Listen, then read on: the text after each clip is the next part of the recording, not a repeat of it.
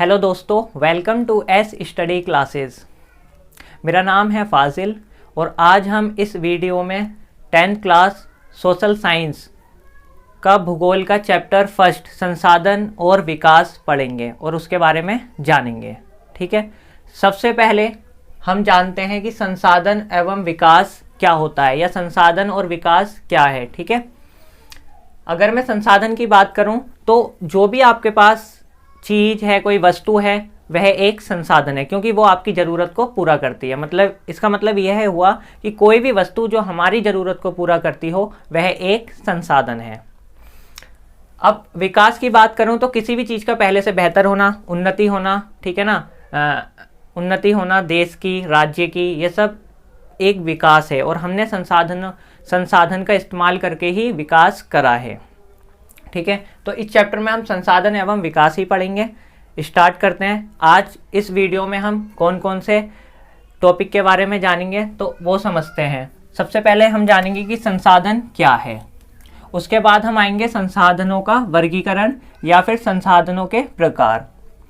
उसके बाद हम पढ़ेंगे संसाधनों का विकास। संसाधनों के विकास के अंदर ही जो हमने उनका विकास करा, इस्तेमाल करा, बहुत ज़्यादा उनका इस्तेमाल करके जो समस्याएं सामने आई हैं उनके बारे में जानेंगे। फिर नेक्स्ट उसके बाद हम जानेंगे सतत पोषणीय आर्थिक विकास के बारे में। इसे जानने के बाद फिर हम समझेंगे पृथ्वी सम्मेलन और एजेंडा 21 और उसके बाद संसाधन नियोजन। संसाधन नियोजन पढ़ने के बाद हम देखेंगे संसाधन संरक्षण और जो आखिरी टॉपिक है वो इस वीडियो का होगा अंतर्राष्ट्रीय स्तर पर संसाधन संरक्षण की वकालत। इन सब में जो भी आपके डाउट्स हैं उनको हम अच्छे से जानेंगे। ठीक है, तो चलो स्टार्ट करते हैं। सबसे पहले संसाधन। ठीक है, संसाधन क्या है? हमारे पर्यावरण में उपलब्ध प्रत्येक वस्तु जो हमारी ज़रूरत को पूरा करने में प्रयोग की जा सकती है और जिसको बनाने के लिए प्रौद्योगिकी उपलब्ध है, जो आर्थिक रूप से संभाव्य है और सांस्कृतिक रूप से माननीय है, एक संसाधन है।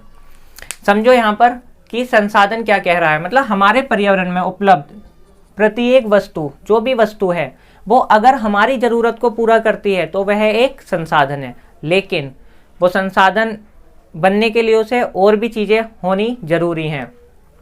क्या?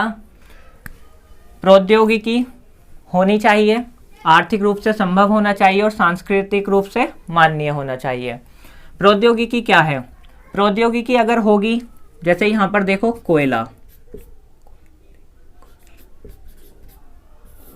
कोयला अगर हम जमीन के अंदर से निकालेंगे तो हमें तकनीक चाहिए ही चाहिए। प्रौद्योगिकी का मतलब है टेक्नोलॉजी, तकनीक। बिना तकनीक की सहायता से हम उसे निकाल नहीं सकते, मतलब हम उसका खनन नहीं कर सकते, जमीन से नहीं निकाल सकते। हमें कई तरीकों का इस्तेमाल करना होगा, मशीनों का सहारा लेना होगा, जब भी हम इस कोयले को बाहर निकालेंगे और अपने इस्तेमाल में लेंगे। सेकंड, आर्थिक रूप से संभव होना।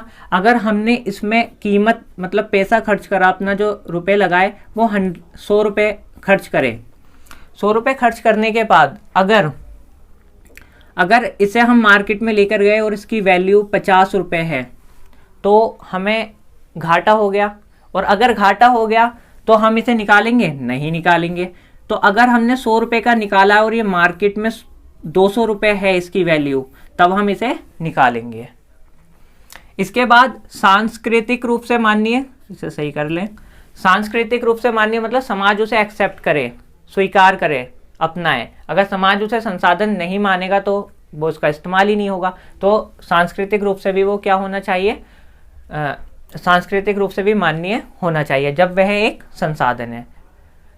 सिंपल में संसाधन जो भी पर्यावरण में उपलब्ध है, कोई भी वस्तु वो हमारी ज़रूरत को अगर पूरा करते हो तो संसाधन है, पर ये तीनों शर्तें पूरी होनी चाहिए। प्रौद्योगिकी होनी चाहिए, आर्थिक रूप से भी संभव होना चाहिए और सांस्कृतिक रूप से माननीय होना चाहिए। नेक्स्ट टॉपिक की अगर मैं बात करूं तो प्रकृति, प्रौद्योगिकी और संस्थाओं के बीच अंतर संबंध। ये एक दूसरे के ऊपर क्या है? एक दूसरे से जुड़े हुए हैं। ठीक है ना, एक दूसरे से जुड़कर, ठीक है, एक दूसरे के ऊपर निर्भर हैं, जुड़कर काम होता है इनसे। ठीक है, जैसे कि मानव संसाधन का इस्तेमाल करता है तो पहले वो भौतिक पर्यावरण मतलब प्रकृति से संसाधनों को लेता है, और उसमें लेने के लिए वो प्रौद्योगिकी का सहारा लेता है जो हमने ऊपर जाना, और अब काम में तेजी लाने के लिए वो क्या बनाता है, संस्थाएं बनाता है ताकि काम स्पीड में हो, लोगों की टीम, एक टीम वर्क हो, ठीक है, और काम तेजी से हो, ठीक है। तो फिर वो एक क्या बनता है, संसाधन और मानव के पास पहुंचता है, और मानव इस तरीके से उनका इस्तेमाल करता है, इसलिए ये क्या है, इन तीनों के बीच संबंध है। नेक्स्ट टॉपिक हमारा है संसाधनों का वर्गीकरण। संसाधनों का वर्गीकरण या संसाधनों के प्रकार। तो इसमें देखते हैं संसाधनों के वर्गीकरण में सबसे पहले हम पढ़ेंगे वर्गीकरण उत्पत्ति के आधार पर, या पहला जो प्रकार पढ़ेंगे उत्पत्ति के आधार पर। तो उत्पत्ति के आधार पर मतलब उनका जन्म कैसे होता है, वो उत्पन्न कैसे हुए हैं, पैदा कैसे हुए हैं। तो उसके आधार पर दो हैं, जैव संसाधन और अजैव संसाधन। सिंपल, जैव संसाधन वो हैं जिनके अंदर जीवन है, और अजैव संसाधन वो है जिनके अंदर जीवन नहीं है, जो निर्जीव वस्तुओं से बने हैं। जैव संसाधन जीव मंडल में पाए जाते हैं, इसके उदाहरण हैं मनुष्य, वनस्पति जात, प्राणी जात। और अजैव संसाधन चट्टान और धातु। दूसरा प्रकार है समाप्त होने के आधार पर या समाप्यता के आधार पर। इसमें भी दो हैं, नवीकरण योग्य संसाधन और अनवीकरण योग्य संसाधन। नवीकरण योग्य संसाधन वो होते हैं जिन्हें हम दोबारा में इस्तेमाल कर सकते हैं, जैसे कि सौर ऊर्जा, पवन ऊर्जा, जल, वन। अनवीकरण योग्य संसाधन वो हैं जो एक बार इस्तेमाल करने के बाद वो हम दोबारा इस्तेमाल में नहीं लाया जा सकता, या और इनका विकास भी बहुत लंबे काल में होता है, बहुत ज़्यादा टाइम लगता है, समय लगता है इन्हें बनने में। और इसका उदाहरण है जीवाश्म ईंधन, जैसे पेट्रोलियम, कोयला, गैस। नेक्स्ट जो है वो है स्वामित्व के आधार पर। स्वामित्व के आधार पर मतलब उस संसाधन का मालिक कौन है। मालिक की अगर मैं बात करूं, जैसे कि व्यक्तिगत संसाधन, सब इसमें भी चार हैं, व्यक्तिगत संसाधन, सामुदायिक संसाधन, राष्ट्रीय संसाधन और अंतर्राष्ट्रीय संसाधन। व्यक्तिगत संसाधन वो संसाधन होता है जिस पर नियंत्रण किसी एक व्यक्ति का होता है, ठीक है। उदाहरण के लिए किसी का अपना घर, जैसे आपका घर, वो आपका है ना पर्सनल, वो सबका थोड़ी नहीं है। तो जैसे कि आपका घर, ठीक है। अब ये तो नहीं है कि वो मेरा घर है, आपका जो घर है उसमें मैं कभी भी आ सकता हूँ या जा सकता हूँ, नहीं आ सकता ना, वो आपका घर है, ठीक है। तो वो व्यक्तिगत संसाधन है। बाग, जमीन, आपकी और भी जमीन पड़ी होगी, अब मैं कहने लगूँ कि वो मेरी जमीन है, पूरा एक समुदाय कहने लगे ये सबके लिए, सब बर तो नहीं, वो तो आपकी है, ठीक है। तो जमीन, आपकी कोई जमीन एक्स्ट्रा पड़ी हो, तो ये उसके उदाहरण है। सामुदायिक संसाधन, सामुदायिक संसाधन जो समुदाय के सभी लोगों के लिए उपलब्ध है। जैसे कि आपके एरिया की अगर मैं बात करूं, आपके एरिया में जहां आप रहते हो, आपका जो क्षेत्र है उसमें पार्क वगैरह होंगे या खेल के मैदान होंगे, उसमें आप अकेले थोड़ी नहीं जाते हैं खेलने, बताओ, अकेले नहीं जाते। ये तो नहीं है कि वो पार्क आपका जो सरकार ने बनवाया पार्टिकुलर आपके लिए बनवाया है, नहीं, वो तो सबके लिए है ना। तो सामुदायिक संसाधन जो समुदाय के सभी लोगों के लिए उपलब्ध होते हैं, उन्हीं के बोलते हैं सामुदायिक संसाधन। उदाहरण के लिए सार्वजनिक पार्क, पिकनिक स्थल, खेल के मैदान, ये सब इसमें आएगा। राष्ट्रीय संसाधन, सिंपल, राष्ट्रीय संसाधन क्या है, देश के अंदर जितने भी संसाधन है वो सारे राष्ट्रीय संसाधन है। हाँ, आपकी अगर सरकार को, देश को या सरकार को आपकी जगह की या आपके जो भी संसाधन है और उसकी ज़रूरत पड़ जाती है वो व्यक्तिगत है, तो सरकार उसे भी अपने काम में ले सकती है अगर वो देश के अच्छे के लिए हैं। तो देश के अंदर सारे संसाधन राष्ट्रीय संसाधन होते हैं। शर्त यह है कि राजनीतिक सीमा के अंदर, मतलब भारत की जो आप बॉर्डर देखते हो, भारत के पूरे उसके अंदर होना चाहिए। और यहाँ पर आप देख सकते हो, यहाँ पर मैं बना देता हूँ, तट रेखा से 12 समुद्री मील, कितना, 12 समुद्री मील, 12 समुद्री मील तक जो जितना भी एरिया होगा तट रेखा से, उसमें जितने भी संसाधन पाए जाएंगे और राजनीतिक सीमा के अंदर, वो सारे राष्ट्रीय संसाधन होंगे, चाहे वो नदियां हो, जंगल हो, कुछ भी हो।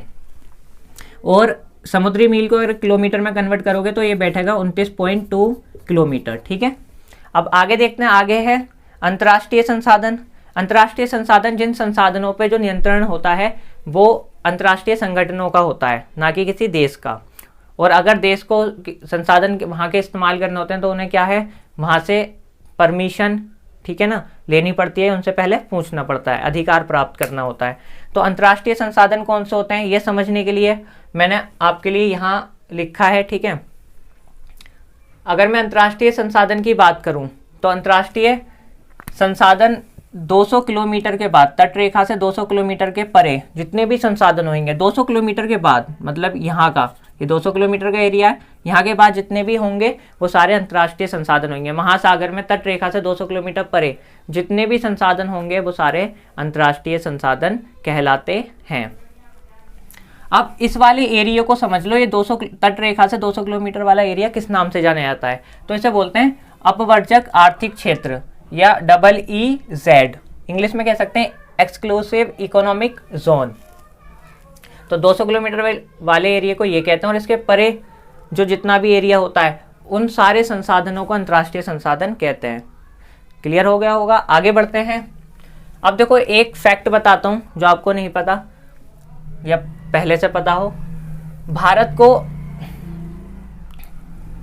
भारत को अपवर्जक आर्थिक क्षेत्र से दूर मैंगनीज का खनन करने का अधिकार है। भारत क्या करता है? जो मैंगनीज होता है उसका खनन करता है, और वो कहाँ पर है? अपवर्जक आर्थिक क्षेत्र से परे, मतलब यहाँ कहीं से वो निकालता है जो अंदर नहीं है और उसका अधिकार में नहीं है, पर उसे इसका अधिकार मिला है, उन्हें अंतर्राष्ट्रीय संगठन से ये परमिशन ली है। अब ये समझ में आ गया होगा। अब आगे देखते हैं, आगे क्या है? विकास के स्तर के आधार पर, यहाँ पे संसाधन हम देख रहे हैं विकास कि उन संसाधनों का हम कितना, उनका विकास हो गया, वो कितने यूज में आ रहे हैं या उनकी संभावनाएं कितनी हैं कि कब वो हमारे इस्तेमाल में आएगा या वो इस्तेमाल हो रहा है या फ्यूचर में होगा। तो विकास के स्तर के आधार पर भी 4 हैं। पहला है संभावी संसाधन, दूसरा है विकसित संसाधन, तीसरा है भंडार और चौथा है संचित कोष। पहला समझते हैं संभावी संसाधन। तो संभावी संसाधन की अगर मैं बात करूं, मान लो किसी एरिया में वो उपलब्ध तो हैं और उनका इस्तेमाल करने के लिए हमारे पास ज्ञान भी है और प्रौद्योगिकी भी है, मतलब नॉलेज भी और टेक्नोलॉजी भी है, पर अभी हम उनका सीमित मात्रा में उपयोग कर रहे हैं। उदाहरण के लिए सौर ऊर्जा और पवन ऊर्जा। राजस्थान और गुजरात में सौर ऊर्जा और पवन ऊर्जा के बहुत ज़्यादा भंडार हैं, पर उनका हम सीमित लिमिट में क्या कर रहे हैं? इस्तेमाल कर रहे हैं, तो वो क्या कहलाएंगे? संभावी संसाधन।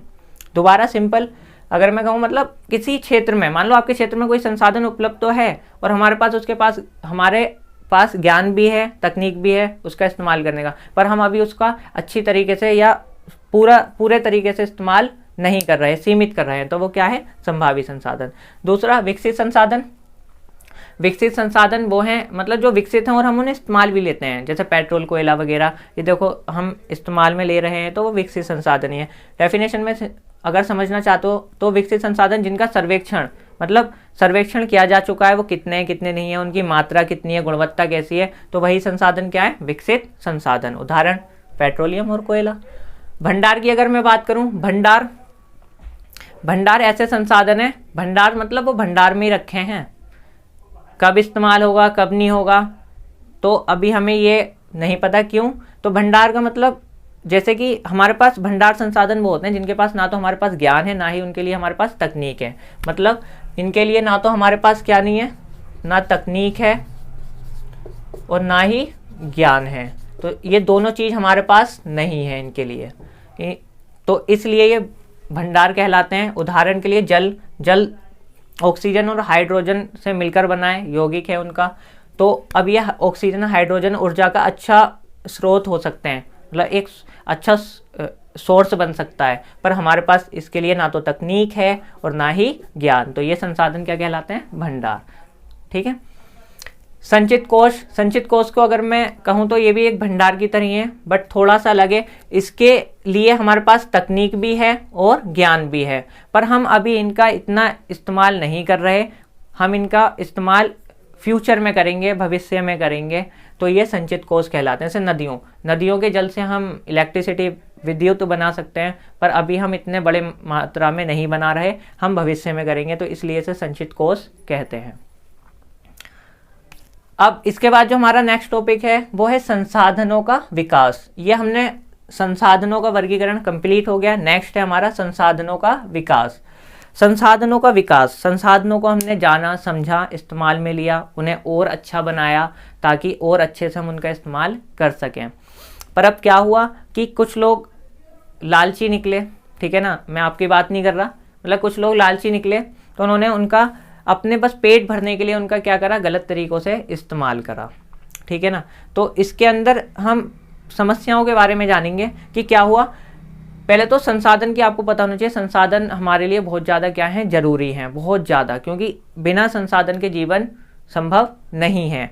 अगर मान लो हम जल हमारे लिए बहुत ज़रूरी है, तो जल भी एक संसाधन है, और भी संसाधन हमारे लिए बहुत ज़रूरी है जीवन के लिए, ठीक है। तो अब क्या हुआ, मानव ने संसाधनों का क्या करा, उनके पास आ गए और उन्होंने अंधाधुंध उपयोग किया, इस्तेमाल किया, इतना सोचा ही नहीं कि क्या होगा, इसके क्या नुकसान होंगे, क्या फ़ायदे होंगे, इस्तेमाल करा, और अनेक समस्याएं आज वर्तमान में सामने हम देख रहे हैं और बात होती रहती है। आप भी खबर सुनते रहेंगे घर में, अगर आपके घर में कोई अखबार न्यूज़ पढ़ता होगा, कहीं उधर सुनामी, कहीं इधर वो, तो ये सब आप सुनते रहते होंगे। तो सबसे पहले क्या हुआ कि कुछ लोगों के लालच के कारण संसाधनों में कमी आई या संसाधनों का ह्रास हुआ। जाहिर सी बात है, जब हम उनका मतलब सोचेंगे ही नहीं, और कोई मतलब हमारे कहने का मतलब यह है कि हमने कुछ आगे का सोचा नहीं, बस अभी का सोचा और उनका इस्तेमाल कर दिया, तो जाहिर सी बात है वो कम होंगे, ह्रास होगा, नुकसान होगा, तो नुकसान हुआ। दूसरा, संसाधन समाज के कुछ लोगों के हाथ में आ गया, समाज के कुछ लोगों के हाथ में आ गया, जिनके पास पहले ज्ञान और तकनीक आ गई, तो उन्होंने पहले इसका बहुत इस्तेमाल कर दिया, और इस तरीके से दुनिया दो भागों में बट गई, या समाज दो भागों में बट गया, अमीर और गरीब। हम दुनिया भी कह सकते हैं, जैसे अमीर भी देश हैं और गरीब भी देश हैं, हम एक देश के अंदर भी कह सकते हैं, तो इसे हम हर क्षेत्र में कह सकते हैं। दुनिया, वैसे दुनिया में कहें, दुनिया के लिए बेस्ट है, क्योंकि कुछ देश बहुत अमीर हैं, कुछ देश गरीब हैं, तो समाज दो हिस्सों में बढ़ गया, अमीर और गरीब। और अमीर और गरीब हर जगह चलता है, चाहे वो गांव हो, शहर हो, राज्य हो, देश हो, और चाहे दुनिया हो, ठीक है। नेक्स्ट टॉपिक हमारा क्या है, हमने संसाधनों का इतना इस्तेमाल करा कि हमने ये नहीं देखा कि उससे, जहाँ से हम जिस प्रकृति से या प्रकृति से जो हम संसाधन ले रहे हैं, उस पर भी इसके नुकसान पड़ेंगे। इस संसाधनों के अंधाधुंध उपयोग से वैश्विक पारिस्थितिकी संकट पैदा हो गया। पारिस्थितिकी तंत्र क्या होता है, तो पारिस्थितिकी तंत्र की अगर मैं बात करूं, ये एक ऐसा सिस्टम होता है जिसपे जीव, और या हम कह सकते हैं जीव, निर्जीव, सब एक दूसरे के ऊपर निर्भर होते हैं, और वही एक तंत्र बनाते हैं, क्योंकि उन सबकी वैल्यू होती है, उनके बिना आगे लाइफ नहीं चल सकती, सब एक दूसरे के ऊपर डिपेंड होते हैं। तो और इसे ही पारिस्थितिकी तंत्र कहते हैं। और अगर ये मान लो असंतुलन हो गया, तो खतरा सब पर आएगा, क्योंकि सब एक दूसरे से क्या हैं, जुड़े हुए हैं, सब एक दूसरे से जुड़े हुए हैं, तो खतरा सब पर आएगा। तो ऐसे ही हुआ कि अब ये जो संकट आ गया, जैसे कि भूमंडलीय तापन, क्या हुआ कि दुनिया में तापमान बढ़ने लगा, बहुत ज़्यादा तापमान बढ़ने लगा। तापमान बढ़ेगा तो उसके बहुत ज़्यादा क्या होंगे, नुकसान होंगे, जैसे कि बर्फ़ वगैरह, जो हिम नदी वगैरह, बर्फ़ पहाड़ जमे हुए हैं वो पिघलेंगे। जब पूरा अंटार्कटिका बर्फ़ से है, पिघलेगा तो क्या होगा, जब वो पिघल जाएगा तो उसके बाद क्या होगा कि समुद्र के पानी का लेवल बढ़ेगा, जब बढ़ेगा तो बाढ़ वगैरह आएंगी, और क्षेत्र बहुत गर्म हो जाएंगे, तो इससे टेम्परेचर भी बढ़ेगा, तो लोगों को भी क्या होगी, दिक्कत होगी, हम बहुत ज़्यादा हम काफ़ी काम नहीं कर पाएंगे। ओजोन परत का नुकसान, ओजोन परत में भी क्या हो गया, कमज़ोर हो गई, उसमें भी नुकसान हो गया। ओजोन परत हमें हानिकारक, सूर्य से आने वाली हानिकारक जो किरण है उनसे बचाती है, और उसी परत को क्या कहते हैं, ओजोन परत।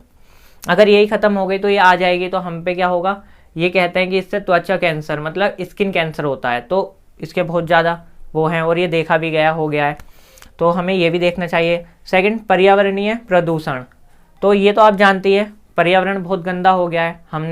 हम गाड़ी में पेट्रोल का यूज़ करते हैं, तो वह हानिकारक गैसें निकलती हैं, उससे वायु प्रदूषण, जल प्रदूषण, हम केमिकल को, रसायन को ऐसे छोड़ देते हैं नदियों वगैरह में, तो ये प्रदूषण हो गए हैं। और भूमि निम्नीकरण, भूमि निम्नीकरण मतलब जब हम जिस भूमि पे फसल ही नहीं उगा सकते, तो वो भूमि निम्नीकरण ही कहलाता है, क्योंकि फिर उसका कोई इस्तेमाल नहीं है। भले हम घर बना लें, मकान बना लें, सड़क बना लें, बट हमें अपनी लाइफ को चलाने के लिए हमारे जो खाने वगैरह हैं, फूड है, वो भी तो ज़रूरी है ना। तो भूमि निम्नीकरण, जब हम उस पर कोई भी फसल या खेती वगैरह नहीं कर सकते, तो वो भूमि निम्नीकरण कहलाता है, जब उसकी उर्वरक शक्ति कम हो जाती है। तो अब ये समझ में आ गया। अब यहाँ पे अगर मैं बात करूँ, तो हमें यहाँ पर ये टॉपिक समझ में आया कि संसाधनों का हमने इतना इस्तेमाल करा, तो अब और ये हमारी जीवन के लिए बहुत ज़्यादा क्या है, ज़रूरी है, ठीक है ना, क्योंकि इसके बिना तो काम होगा नहीं। तो क्या हम इनका इस्तेमाल करना बंद कर दें? भाई प्रश्न या क्वेश्चन तो यही उठता है कि हम क्या इसका इस्तेमाल करना बंद कर दें, तो हम आगे अपने जीवन को कैसे चलाएंगे, ठीक है ना। तो इसके बिना तो जीवन भी नहीं है। अगर ये इतनी प्रॉब्लम करते हैं इनका इस्तेमाल करने से, तो हम इस्तेमाल करना बंद कर दें तो हमारा तो जीवन चलेगा नहीं। हाँ, यहीं से एक बात निकलती है कि संसाधन जरूरी हैं तो उनका सही तरीके से इस्तेमाल करना चाहिए, ठीक है ना। बहुत सारी राय आई पूरी दुनिया में, तो कुछ ऐसी ही एक तरीका बताया गया कि हम संसाधनों को किस तरीके से इस्तेमाल कर सकते हैं, किस सोच पर इस्तेमाल कर सकते हैं, वो है सतत पोषणीय आर्थिक विकास। ये सतत पोषणीय आर्थिक विकास क्या है, तो समझो ये क्या कह रहा है, विकास पर्यावरण को बिना नुकसान पहुंचाए हो और वर्तमान विकास की प्रक्रिया भविष्य की पीढ़ियों की आवश्यकताओं की अवहेलना ना करे। कहने का मतलब यह है कि हमें जो विकास करना है वो ऐसा करना है जिससे पर्यावरण को कोई भी नुकसान ना हो, मतलब हमारी जो प्रकृति है उस पर कोई भी नुकसान ना हो, और हमें संसाधनों का इस तरीके से इस्तेमाल करना ताकि आने वाली जो हमारे जो पीढ़ी है, आने वाली भविष्य में जो जनरेशन है, ठीक है ना, आने वाली जो भविष्य में पीढ़ी है, जनरेशन है, तो उसका भी हमें ध्यान रखना चाहिए कि जिन संसाधनों का हम इस्तेमाल करें वो उनके लिए भी बचें, और वो भी देखें कि हाँ कि कहीं ऐसा ना हो कि हम पेट्रोल ख़त्म कर दें सारा और आने वाली जो पीढ़ी है, जनरेशन, वो कहे कि पेट्रोल क्या चीज़ है। तो हमें इस चीज़ का भी ध्यान रखना है कि उनकी ज़रूरत को भी क्या करना है। हमने लास्ट टॉपिक सतत पोषणीय आर्थिक विकास के बारे में जाना था। अब इसके बाद हम जो पढ़ेंगे नेक्स्ट वो है रियो डी जेनेरो पृथ्वी सम्मेलन, ठीक है। मतलब मैंने पहले ही आपको बताया था कि हम संसाधनों का बहुत ज़्यादा इस्तेमाल कर रहे हैं और गलत तरीक़ों से, मतलब अपना पेट भरने के लिए उसका बहुत ज़्यादा गलत तरीक़ों से क्या कर रहे हैं, इस्तेमाल कर रहे हैं। तो इसलिए मैंने पहले ही कहा था कि अंतर्राष्ट्रीय स्तर पर उसके लिए बहुत, मतलब पृथ्वी से जुड़ी हुई जो भी प्रॉब्लम थी उसमें क्या हुई, बैठकें हुई, उनके लिए काफ़ी देशों से क्या आए, लोग आए, ठीक है। लोग मतलब लीडर्स, जो देश के अध्यक्ष होते हैं वो आए। तो ऐसे ही दुनिया में होता ही रहता है पृथ्वी से और पर्यावरण से जुड़े मुद्दों पे समिट वगैरह, सम्मेलन वगैरह। तो ऐसा ही एक है रियो डी जेनेरो पृथ्वी सम्मेलन। ये कब हुआ था, बात करूं तो जून 1992 ब्राज़ील के शहर रियो डी जेनेरो में हुआ था, और इसमें 100 से भी अधिक राष्ट्र अध्यक्ष जुड़े थे। मतलब यहाँ एकत्रित हुए थे, इकट्ठे हुए थे कितने, 100 से भी अधिक राष्ट्र के अध्यक्ष। अब ये रियो डी जेनेरो जो सम्मेलन हुआ था इसे पृथ्वी सम्मेलन भी कहते हैं और पृथ्वी शिखर सम्मेलन भी कहते हैं। क्या क्यों हुआ था, इसका उद्देश्य क्या था, तो इस सम्मेलन का आयोजन विश्व स्तर पर उभरते पर्यावरण संरक्षण और सामाजिक आर्थिक विकास की समस्याओं का हल ढूंढने के लिए किया गया था। मतलब बात वही आ गई, पर्यावरण संरक्षण मतलब संसाधन संरक्षण भी इसका पार्ट है, उसके लिए किया गया था। और सामाजिक आर्थिक जो भी विकास की समस्या उत्पन्न हुई हैं उनका हल भी हमें ढूंढना है। इसके बाद इस सम्मेलन में एकत्रित नेताओं ने भूमंडलीय जलवायु परिवर्तन और जैव विविधता पर एक घोषणा पत्र पर हस्ताक्षर भी किए थे। जो पूरी दुनिया की जो जलवायु में परिवर्तन हो रहा है, आप जानते हो कि तापमान क्या हो रहा है, बढ़ता ही जा रहा है, तो वो जलवायु परिवर्तन में ही आएगा। तो उसके लिए भी यहाँ पर बात हुई थी। उसके बाद यहाँ रियो सम्मेलन में क्या हुआ, भूमंडलीय वन सिद्धांतों पर सहमति जताई। मतलब हमें वन सिद्धांत, आपको तो ये जो वन है, पेड़ घास वगैरह सब हमारे लिए बहुत ज़्यादा क्या है, जरूरी हैं हमारे जीवन के लिए और पृथ्वी के लिए भी, ठीक है ना, जिससे पारिस्थितिकी जो तंत्र है उसका संतुलन बना रहेगा। तो उन सिद्धांतों को भी कि हमें उसे पूरी दुनिया में फॉलो करना है, उन्हें अपने अमल में लेकर आना है, ठीक है। और उसके बाद यहाँ पर एजेंडा 21 को स्वीकृति प्रदान की। तो एजेंडा 21, तो यही चीज़ क्या था, रियो सम्मेलन या पृथ्वी सम्मेलन भी कहते हैं और रियो डी जेनेरो सम्मेलन भी कहते हैं, जो 1992 जून में ब्राज़ील के शहर रियो डी जेनेरो में हुआ था। इसमें एजेंडा 21 क्या है तो उसे जानते हैं। नेक्स्ट हमारा एजेंडा 21 ही है। तो एजेंडा 21 की अगर मैं बात करूं, एजेंडा 21 1992 ब्राज़ील के शहर रियो डी जेनेरो में ही हुआ था। और जब ये सम्मेलन जो हुआ था वो राष्ट्र पर्यावरण और विकास सम्मेलन की देखरेख में हुआ था। ये राष्ट्र पर्यावरण और विकास सम्मेलन, संयुक्त राष्ट्र पर्यावरण और विकास सम्मेलन, इसे बोलते हैं United Nations conference on environment and development, unsaid के बारे में पूछ सकता है। तो इसकी देखरेख में राष्ट्र अध्यक्षों ने क्या करा था, इसे स्वीकृत किया था, मतलब इसे स्वीकार किया था, मंजूरी दी थी कि हाँ हम एजेंडा 21 को मानेंगे। 21 का मतलब 21वीं सदी से है कि वहाँ पे हम अपना एक एजेंडा बनाएंगे। एजेंडा मतलब कार्यसूची, हमें क्या क्या करना है जिससे कि हमारा अर्थ हमारा जीवन अच्छे से चलता रहे और कुछ भी नुकसान ना, तो एक मतलब अपने कार्यों की एक सूची तैयार कर ली। वही चीज़ क्या आती है एजेंडा 21, और 21 का मतलब यहाँ सदी से है। और इसके बाद अगर मैं बात करूं इसका उद्देश्य क्या था एजेंडा 21 का, तो भूमंडलीय स्तर पर सतत पोषणीय विकास हासिल करना, मतलब पूरे दुनिया के स्तर पर हमें क्या करना है, सतत पोषणीय आर्थिक विकास को हासिल करना है। ठीक है, क्योंकि सतत पोषणीय विकास का एक अच्छा तरीका है, तो उसे हमें पूरी दुनिया में क्या करना है, अपनाना है। इसके आगे ये एक कार्यसूची है जिसका उद्देश्य समान हितों, पारस्परिक आवश्यकताओं एवं सम्मिलित जिम्मेदारियों के अनुसार विश्व सहयोग के द्वारा पर्यावरण नुकसान, गरीबी और रोगों से निपटान करना है, उनसे निपटना है। मतलब कहने का मतलब यहाँ साफ साफ बोला गया है कि हम सब मिलकर, दुनिया में जितने भी देश हैं और हम लोग खुद मिलकर क्या करेंगे, पर्यावरण से जो नुकसान हुआ है उससे भी निपटेंगे, गरीबी को भी खत्म करेंगे, और जो बीमारियां जो रोग हैं उनका भी क्या करेंगे, उनसे भी निपटेंगे, उन्हें मतलब समाप्त करेंगे कि कम हो सके ज़्यादा से ज़्यादा। और इसमें ये भी बात कही गई थी कि प्रत्येक स्थानीय निकाय मतलब जो सबसे छोटा, किसी भी देश के अंदर राज्य सरकार से भी छोटी सरकार जो होती है, स्थानीय स्तर पर स्थानीय निकाय अपना खुद का एजेंडा 21 तैयार करे कि मुझे अपने क्षेत्र में, पार्टिकुलर जैसे गांव में, एक छोटे कस्बे में, शहर में, कि हमें किस किस कार्यसूची पे काम करना चाहिए जिससे कि पर्यावरण भी क्या रहे, साफ रहे, अच्छा रहे। तो यही चीज़ क्या था, एजेंडा 21, जो रियो डी जेनेरो पृथ्वी सम्मेलन में से स्वीकृति प्रदान की गई थी। तो ये था एजेंडा 21। इसके बाद जो नेक्स्ट टॉपिक है हमारा वो है संसाधन नियोजन मतलब रिसोर्स प्लानिंग।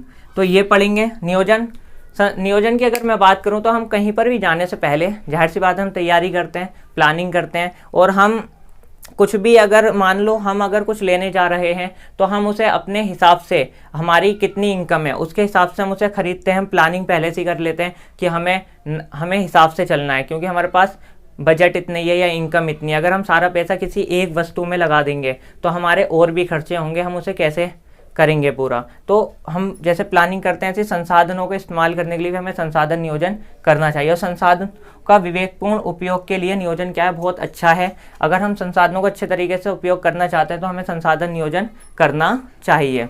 और अगर मैं बात करूं भारत जैसे देश में संसाधन नियोजन बहुत महत्वपूर्ण है, क्योंकि यहाँ पर संसाधनों की उपलब्धता में बहुत अधिक विविधता है, मतलब अंतर है। और मैं बात करूं यहाँ पर, मैं कुछ यहाँ पे लिखना भूल गया शायद, यहाँ पर यह भी कहा गया कि भारत के अंदर कुछ ऐसे भी राज्य या प्रदेश हैं जहाँ पर एक तरह के तो संसाधन हैं पर दूसरे तरीके के संसाधन नहीं हैं। और यहाँ पर ऐसे भी प्रदेश या राज्य हैं जहाँ पर कुछ संसाधन तो पाए जाते हैं पर दूसरे राज्य में वो संसाधन नहीं है। और एक राज्य में जो संसाधन है वो दूसरे राज्य में संसाधन नहीं है। कहने का मतलब कुछ राज्य तो संसाधन के मामले में धनी हैं पर कुछ राज्य संसाधन के मामले में धनी नहीं है, उनके पास बिल्कुल भी संसाधन नहीं है। जैसे कि उदाहरण के लिए अगर मैं बात करूं, झारखंड, मध्य प्रदेश, छत्तीसगढ़ राज्यों में खनिजों की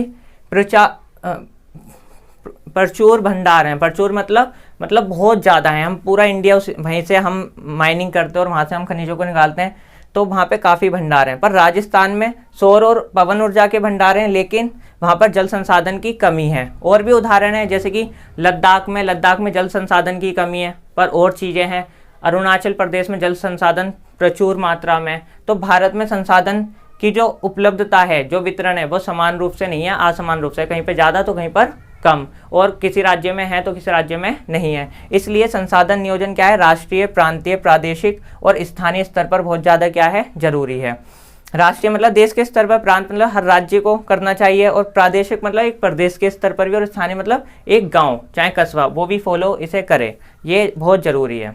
तो ये था हमारा संसाधन नियोजन। बहुत सिंपल है, मतलब प्लानिंग करना। तो प्लानिंग संसाधन के लिए बहुत ज़्यादा क्या है, जरूरी है उनके इस्तेमाल करने के लिए। अब इसके बाद जो नेक्स्ट टॉपिक है हमारा वो है भारत में संसाधन नियोजन, कि भारत में संसाधन नियोजन कैसे होता है। तो संसाधन नियोजन, अगर हम संसाधन किसी भी चीज़ का इस्तेमाल करने से पहले सोचते हैं कि हमें कहाँ कहाँ उसे लगाना है, तो हम भी अगर अपने घर में जो हमारी, मान लो घर में आपके जो बड़े होते हैं जो इनकम लेकर आते हैं, मान लो एक मिडिल क्लास फैमिली के लिए या उससे भी छोटी फैमिली के लिए, जो गरीब फैमिली होती है उनकी इनकम बहुत कम है, तो वो पूरे महीने में मान लो उनके कुछ खर्चे अगर बढ़ जाते हैं, 10,000 रुपये अगर उनकी इनकम है महीने की, और 10,000 रुपये में वो प्लानिंग करते हैं कि हमें यहाँ पर भी खर्चा करना है, यहाँ पर भी करना है, और अचानक से एक खर्चा एक्स्ट्रा आ जाए तो वहाँ पर वो क्या होते हैं, फंस जाते हैं कि हमें कैसे इस खर्चे को पूरा करना है। तो यहाँ पर भी वो प्लानिंग करते हैं। ऐसे संसाधन हमारे लिए भारत में संसाधन नियोजन एक जटिल प्रक्रिया है, बहुत ज़्यादा मतलब इसमें परेशानी होती है। क्यों? क्योंकि हमारे यहाँ संसाधन समान रूप से नहीं पाए जाते हर जगह पर या राज्यों में। तो इसलिए संसाधन नियोजन अब भारत में संसाधन नियोजन कैसे होता है, तो भारत में संसाधन नियोजन के सोपान या स्टेप्स आप कह सकते हैं कि उसके क्या कदम है, किस तरीके से किया जाता है, या उसकी क्या क्या विधियां हैं, 1 2 3 करके आप बता सकते हैं। सोपान, सीढ़ियां। पहला, देश के विभिन्न प्रदेशों में संसाधनों की पहचान कर उनकी तालिका बनाना, कि हमें ये पहचानना होगा कि संसाधन कहाँ कहाँ पर हैं, ठीक है ना, और कितने तरह के हैं, और फिर उनकी एक लिस्ट बनाओ, एक तालिका बनाओ, ठीक है, कितनी मात्रा है, क्या क्वालिटी है। और इसके बाद हम क्या करेंगे, संसाधन विकास योजनाएं लागू करने के लिए उपयुक्त प्रौद्योगिकी, कौशल और संस्थागत ढांचा तैयार करना। मतलब हमें ये देखना होगा कि उसमें इस्तेमाल होने वाली कौन सी प्रौद्योगिकी चाहिए, मतलब तकनीक, वो तकनीक भी होनी चाहिए, जब भी तो हम उनका इस्तेमाल करेंगे। हमने पहले ही सीख लिया कि संसाधन में टेक्नोलॉजी का होना बहुत ज़्यादा ज़रूरी है। तो तकनीक, और दूसरा कौशल, भाई उनको किस तरीके से हमें अपने संसाधन के रूप में बदलना है। और हम डायरेक्ट तो इस्तेमाल नहीं कर लेते उसे, पर्यावरण से निकाल करके हमें कोयला मिला, मतलब हमें लोहा डायरेक्ट बना बनाया मिलता है, नहीं, हमें उसमें चेंज करना होता है ना, वो तो कच्चे फॉर्म में मिलता है, लोहा अयस्क के रूप में। तो कौशल मतलब स्किल्स होना जरूरी है उस काम की। दूसरा संस्थागत, मतलब जितने भी संस्थाएं, हमने पहले पढ़ा था, संस्थाएं काम में तेजी लाती हैं और वहाँ पे काम एक सिस्टमेटिक तरीके से होता है, एक अच्छे सिस्टम से चलता है काम। तो ये होना भी क्या है, बहुत ज़्यादा जरूरी। अब संसाधन विकास योजनाएं और राष्ट्रीय विकास योजना में समन्वय स्थापित करना। समन्वय मतलब तालमेल स्थापित करना, कि हमारे पास संसाधन क्या है, संसाधनों के लिए हमने क्या प्लानिंग करी है, और राष्ट्र के विकास के लिए क्या प्लानिंग करी है। तो हमारे पास जितने संसाधन होंगे उस हिसाब से तो हम प्लानिंग करेंगे। तो उन बीच में क्या करना बेटा, तालमेल स्थापित करना है। तो ये तीनों ही संसाधन नियोजन के सोपान हैं, स्टेप्स हैं जो भारत में किए जाते हैं। यहाँ पर मैं आपको एक स्टोरी बताना चाहता हूँ। उपनिवेशन काल की अगर मैं बात करूँ, जब बाहर के लोग दूसरे देशों पे क्या करते थे, नियंत्रण स्थापित कर लेते थे। क्यों ऐसा वो क्यों करते थे, वो दूसरों के संसाधन क्यों लेते थे, मतलब वो घूमने के लिए तो आते नहीं थे कि चलो हम वहाँ के लोग देख लेंगे कि ऐसे लोग हैं, वो वैसे लोग हैं, अपने लालच से आते थे वो। और वो क्यों आते थे, संसाधन के लिए। क्यों आते थे, संसाधन के लिए। क्यों? क्योंकि उनके पास प्रौद्योगिकी और ज्ञान था। तो किसी देश में संसाधन होने से कुछ भी नहीं है, हमारे पास तकनीक और ज्ञान दोनों होना चाहिए। तो उनके पास प्रौद्योगिकी थी और वो ऐसे ही दूसरे देशों में जाते थे। जैसे इंडिया में ब्रिटिश आए थे, उन्होंने यहाँ से बहुत माइनिंग करी संसाधन की। क्योंकि उनके पास तकनीक और ज्ञान था। तो यहाँ हमने समझ लिया कि संसाधन के लिए प्रौद्योगिकी का होना और स्किल्स का होना बहुत ज़्यादा क्या है, जरूरी है। तो ये थे भारत में संसाधन नियोजन। इसके बाद जो नेक्स्ट टॉपिक है वो संसाधनों का संरक्षण। संसाधनों का संरक्षण का मतलब यह है कि संसाधनों को बचाना, मतलब संसाधन जैसी मात्रा में हमें मिलते हैं उसी मात्रा में वो बने रहें, आने वाली जनरेशन के लिए भी, पर्यावरण में कोई भी नुकसान ना हो। वही चीज़ क्या है, संरक्षण या उन्हें बचाना। तो संसाधन किसी भी तरह के विकास के लिए बहुत ज़्यादा ज़रूरी होती है। हमने पहले ही पढ़ा था कि संसाधन हमारे जीवन के लिए भी क्या है, बहुत ज़्यादा ज़रूरी हैं, बहुत ज़्यादा ज़रूरी हैं। हमारा जीवन ही नहीं चल सकता संसाधन, ये हमने पहले ही बात कर ली थी। तो अब इसलिए संसाधन संरक्षण, उनका बचाना, पर्यावरण में वो उसी मात्रा में बने रहें, उसी खूबसूरती के साथ बने रहें। तो इसलिए हमें संसाधनों का संरक्षण करना चाहिए। तो संसाधनों का विवेकहीन मतलब गलत तरीके से उपयोग और अति उपयोग, बहुत अधिक उपयोग के कारण कई सामाजिक, आर्थिक और पर्यावरणीय समस्याएं पैदा हो जाती हैं। हमने पहले ही पढ़ा था कि पर्यावरण में प्रदूषण हो गया, संसाधनों की कमी हो गई, ये सब हमने पहले पढ़ रखा है, ठीक है अभी। और विवेकहीन उपयोग से संसाधनों की ह्रास या कमी भी हुई है। तो इसलिए संसाधन संरक्षण क्या है, आवश्यक है, बहुत ज़्यादा संसाधन संरक्षण जरूरी है इन समस्याओं से बचने के लिए, और संसाधनों को भी बचाने के लिए संसाधन संरक्षण जरूरी है। पहले के समय में, मतलब शुरू से ही बहुत साल पहले से ही, भूतकाल से ही संसाधन संरक्षण बहुत से नेताओं और चिंतकों के लिए चिंता का विषय रहा है। तो बहुत सारे नेताओं ने इस पर बात करी है कि संसार हमें ऐसा नहीं करना चाहिए, पर्यावरण अगर नुकसान हो जाएगा, प्रदूषण हो जाएगा तो हमें ही नुकसान होगा। तो ऐसे ही गांधी जी ने भी बात कही थी। गांधी जी भी इस बात को समझते थे और उन्होंने भी कहा था कि उन्होंने क्या कहा था, उन्होंने कहा था कि हमारे पास हर व्यक्ति की आवश्यकता पूर्ति के लिए बहुत कुछ है, लेकिन किसी के लालच को संतुष्ट या लालच की संतुष्टि के लिए नहीं। मतलब ये कहा था कि हमारे पास बहुत कुछ है, कि हम सब कुछ कर सकते हैं, पर किसी के लालच को पूरा नहीं कर सकते। मतलब हमारे लिए पेट भरने के लिए तो है, पर पेटी भरने के लिए नहीं है, ये गांधी जी ने कहा था। पर ऐसा कुछ लोग हैं जो अपने लालच के लिए वो कुछ नहीं देखते। ठीक है, तो ये गांधी जी का जो कहा था गांधी जी ने, उस बात को याद रखना, पहुँच सकता है। इसके बाद अंतर्राष्ट्रीय स्तर पर संसाधन संरक्षण की वकालत। तो अंतर्राष्ट्रीय स्तर पर भी बात हुई थी, जैसे हमने रियो सम्मेलन बोला था कि रियो सम्मेलन हुआ था, मतलब पृथ्वी शिखर सम्मेलन। तो ऐसे ही उससे पहले भी और अंतर्राष्ट्रीय स्तर पर ये होते रहता है। ठीक है ना। तो संसाधन बचाने की बात सबसे पहले कब हुई थी? 1968 में, club of Rome. Club of Rome एक संगठन था जिसने संसाधन संरक्षण की बात कही थी कि हमें संसाधनों को बचाना चाहिए, पर्यावरण को बचाना चाहिए। फिर 1974 में एक शोमेसर ने अपनी एक पुस्तक लिखी थी इन्होंने। शोमेसर जो थे एक दार्शनिक थे, ठीक है, अर्थशास्त्री वगैरह। इन्होंने अपनी पुस्तक लिखी स्मॉल इज़ ब्यूटीफुल, और उन्होंने गांधी जी की ही बात को दोहराया। तो देखते हो ना, गांधी जी ने जो स्टेटमेंट दिया था वो पूरे वर्ल्ड वाइड है, ना कि जो कहा था वो भारत में है, पूरे दुनिया में फेमस था, और उसी की बात को इन्होंने करा था। तो शोमेसर नाम याद रखना। क्या किताब लिखी थी? Small is beautiful. Small is beautiful, तो ये गांधी जी ने 1974 में। फिर 1987 में क्या होता है कि ब्रंटलैंड आयोग रिपोर्ट, ये रिपोर्ट ब्रंटलैंड आयोग रिपोर्ट आती है। तो ये संसाधन संरक्षण की बात करती है। अब ब्रंटलैंड आयोग, इसका नाम ऐसा क्यों है? तो ये संयुक्त राष्ट्र संघ के द्वारा एक आयोग बनाया गया था। उसकी जो अध्यक्ष थे वो ब्रंटलैंड नाम की एक लेडीज थी। ये नॉर्वे की प्रधानमंत्री थी उस समय जब ये हुआ था, तो इसलिए इस आयोग का नाम ब्रंटलैंड आयोग रखा गया। और जब इसकी रिपोर्ट आई, इन्हें भी संसाधन संरक्षण की बात करी। और जब हम सतत विकास की बात करते हैं, सतत पोषणीय विकास की बात करते हैं, वो आइडिया, वो विचार यहीं से आया था। इन्होंने इसी रिपोर्ट के जरिए पेश किया गया था कि हमें सतत पोषणीय आर्थिक विकास करना चाहिए।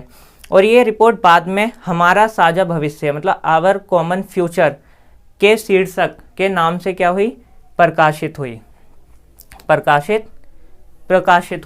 और इसके बाद 1992 में पृथ्वी सम्मेलन हुआ था, जिसके बारे में हमने पहले ही पढ़ चुके हैं हम।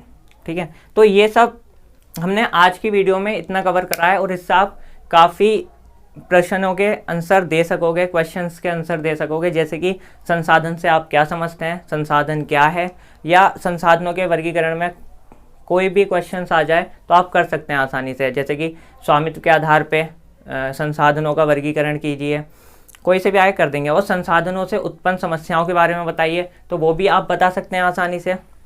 इसके बाद आप सतत पोषणीय आर्थिक विकास के बारे में भी आसानी से बता सकते हैं अगर क्वेश्चन में आ जाता है। और इसके बाद रियो डी जेनेरो पृथ्वी सम्मेलन में कहीं से भी क्वेश्चन बने, 1 नंबर से लेके 5 नंबर के बीच में, आसानी से आप इसे कर सकते हैं कि पृथ्वी सम्मेलन कब हुआ था? तो 1992 में हुआ था, जून में। और ये कहाँ हुआ था? ब्राज़ील के शहर रियो डी जेनेरो में होता। इसके बाद क्वेश्चन आ जाएगा एजेंडा 21 क्या है, समझाइए, 3 नंबर के लिए, या एजेंडा 21 पे क्वेश्चन बन सकता है। और संसाधन नियोजन से आप क्या समझते हैं? भारत के जरिए समझाइए, कि भारत के संदर्भ में समझाइए, भारत को उदाहरण लेकर समझाइए, तो ये भी आ सकता है। इसके बाद भारत में संसाधन नियोजन को समझाइए कि भारत में संसाधन नियोजन के सोपान या स्टेप्स क्या क्या हैं, उन्हें बताना है। इसके बाद संसाधनों का संरक्षण क्यों जरूरी है, ये भी आप बता सकते हैं। और इन पर भी क्वेश्चन आपके बन सकते हैं कि स्मॉल इज़ ब्यूटीफुल किसने लिखी थी, और क्लब ऑफ रोम ने संसाधन संरक्षण की बात कौन से सन में करी थी, और 1984 में हमारा साझा भविष्य आवर कॉमन फ्यूचर जो किताब है वो कौन सी रिपोर्ट से पेश की गई थी। तो ये सब आप आसानी से इन प्रश्नों के उत्तर दे सकते हैं।